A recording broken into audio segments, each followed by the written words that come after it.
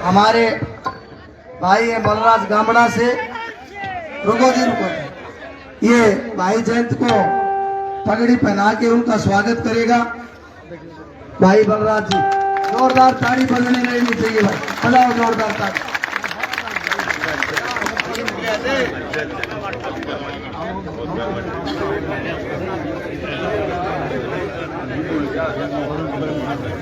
राम राम जी। उपस्थित में आदरणीय बुजुर्गों का और मातृशक्ति का नमन करता हूँ। मैं 1 दशक से भी ज्यादा हो गया मेहम में 23 दिसंबर का आयोजन था। चौधरी साहब के जयंती के अवसर पर, किसान दिवस के अवसर पर, शायद कुछ साथी उस समय पहुंचे होंगे, मैं वहां था।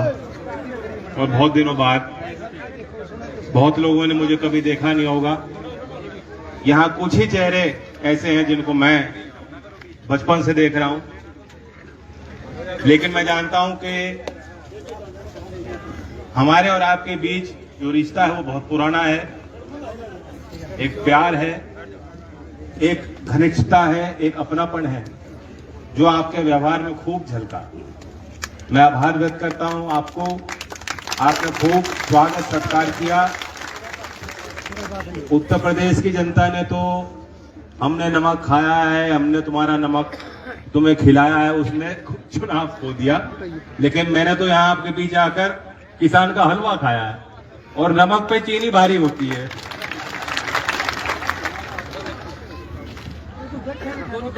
विषय तो गंभीर है, मैं भी मुस्कुरा रहा हूं, आप भी मुस्कुरा रहे हो, और लड़ाई मुस्कुरा के ही लड़ी जाती है, मायूस होके तो नहीं लड़ी जाती, हिम्मत से लड़ी जाती है। एक वक्ता ने कहा कि मैं आपको हौसला देने आया हूं। मुझे नहीं लगता कि मुझे आपको हौसला देने की कोई आवश्यकता है। ये चौधरी चरण सिंह जी की कर्मभूमि है, ये किसानों की रणभूमि है। 13 महीने अगर इस क्षेत्र के लोगों ने तय नहीं किया होता, फैसला नहीं लिया होता कि हम डटे रहेंगे, तो क्या मजाल किसान वहां मोर्चा संभाले रहते क्या? नहीं, आपने उस आंदोलन को सींचा, आपने त्याग दिया, और पहली बार नहीं, जब जब अवसर हुआ औरों के लिए आपने परम कुर्बानियां दी। और मैं बैठा बैठा देख रहा था कि आपने किसी बच्चे ने तैयार किया होगा, कार्यकर्ताओं ने, जो स्लोगन लिख रखा है, फार्मर्स आर नॉट बेगर्स। किसान कौम की पहचान है। हम सामने वाले को राम राम कहेंगे, राम राम लेंगे, किसी के आगे भी हाथ जोड़ सकते हैं, लेकिन झुकना हमारे संस्कार में नहीं है, हमारे खून में। हम अपने हक की बात कहेंगे, हम मांग भी सकते हैं, जो वो हमारा अधिकार है, और लेना भी जानते हैं। अगर जो मांगी हुई बात कहीं सुनवाई ना हो तो हर तरीके से किसान लेना भी जानता है, और आपने ये करके दिखाया। 13 महीने बाद आप पीछे नहीं हटे, सरकार को पीछे हटना। दुख होता है, हरियाणा के कुछ नेताओं ने उस समय उस आंदोलन के दौरान भी तरह तरह की बातें की, तरह तरह के नाम किसानों को दिए। पहले तो साबित करने की कोशिश की कि किसान है ही नहीं, इनका मुद्दा ही नहीं है, इन्हें विदेशों से चंदा मिलता है। मैं दोहराना भी नहीं चाहूंगा। और हरियाणा के एक जिम्मेदार नेता ने, जब समाधान हो गया, जब आप घर लौट गए, जब सरकार ने गलती मान ली, उसके बाद भी कहा कि यह आंदोलन नहीं है तो बीमारी। आपने सुना होगा और आपके संज्ञान में है कि मैं क्या कह रहा हूं। मुझे भी चोट लगी। यूपी में बैठा अखबार पढ़ता हुआ, उनके बयान को देखते हुए मुझे भी चोट लगी गहरी। और देश का कोई किसान का कोई बालक ऐसा नहीं होगा जिसका खून ना खौला हो कि आज भी मजाल है। तो मुकाबला तो किसी भी सरकार को किसानों से लेना नहीं चाहिए। ये गद्दी छिन जाएगी, ये लाल बत्तियां हट जाएंगी, ये सरकारी नौकर कर्मचारी आपकी राम राम लेना बंद कर देंगे। आपकी सरकारी तनख्वाहें आज जो मिल रही है वो खत्म हो जाएगी। पेंशन मिल सकती है, पेंशन तो मिलती है जो पूर्व होते हैं, लेकिन यही वक्त है इस आंदोलन में, यहां जो आंदोलनकारी है, जो संघर्ष समिति है, जो आयोजक हैं, मैं पूछना चाहूंगा क्या सरकार की तरफ से कोई जनप्रतिनिधि ने यहां आने की सोची? नहीं, कोई नहीं आया। या आपने उनको मना कर रखा है कि मत आओ? पंचायत होती है, पंचायत में खुद जिसको बात सही लगती है वो पंचायत में पहुंचता है। पंचायत में कोई विधिवत कहीं कार्ड नहीं छपता या अखबार में कोई एडवर्टीजमेंट निकालने की जरूरत नहीं होती। प्रचार हो गया, मुझे भी पता लग गया कि ये मुद्दा है, और भी कुछ राजनीतिक साथी यहाँ आए हैं, वे भी मेरी तरह धरती पे बैठे हैं।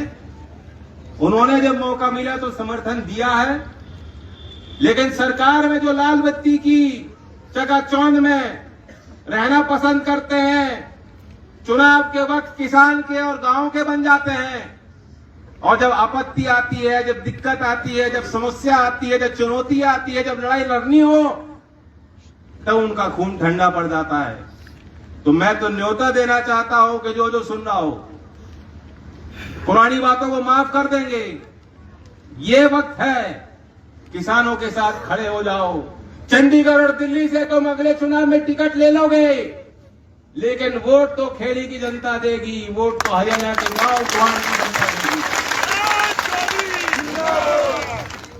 प्रधानमंत्री जी ने नई योजना बनाई थी, प्रधानमंत्री फसल बीमा योजना, और याद दिलाता हूं कि जब उसकी घोषणा हुई, उन्होंने बड़े बड़े तर्क दिए थे। कहा था कि पहले जो नुकसान की भरपाई किसानों की नहीं होती थी, ग्राम पंचायत की इकाई को माना जाता था। पुरानी योजना नेशनल एग्रीकल्चर इंश्योरेंस स्कीम के तहत इसे खत्म करके यह योजना लाई गई थी, और यह वादा था कि हम सैटेलाइट से और ड्रोन के माध्यम से भी जांच कराएंगे।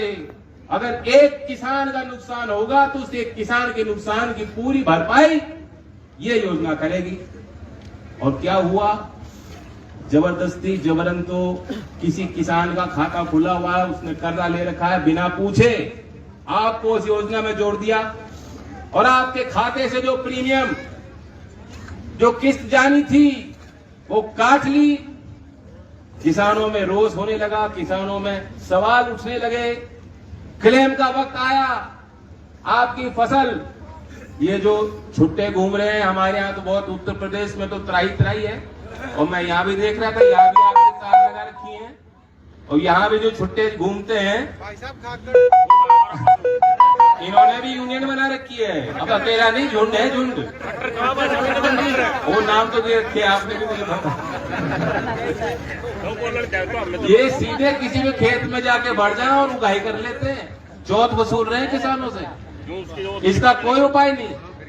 अगर इससे नुकसान हो फसल को, इस योजना में कुछ नहीं मिलता। आगजनी हो जाए, खराब मौसम में, या कोई कीट लग जाए, फसल बर्बाद हो जाए, समय समय पे किसानों ने कोशिश की कि ये योजना है, प्रधानमंत्री जी के नाम से जुड़ी योजना है, बड़ी महत्वाकांक्षी योजना है, हमारा क्लेम पूरा करो। कोई यहाँ मौजूद किसान हो जिसका कभी क्लेम पूरा हुआ हो? नहीं हुआ। और जब से ये योजना लागू हुई,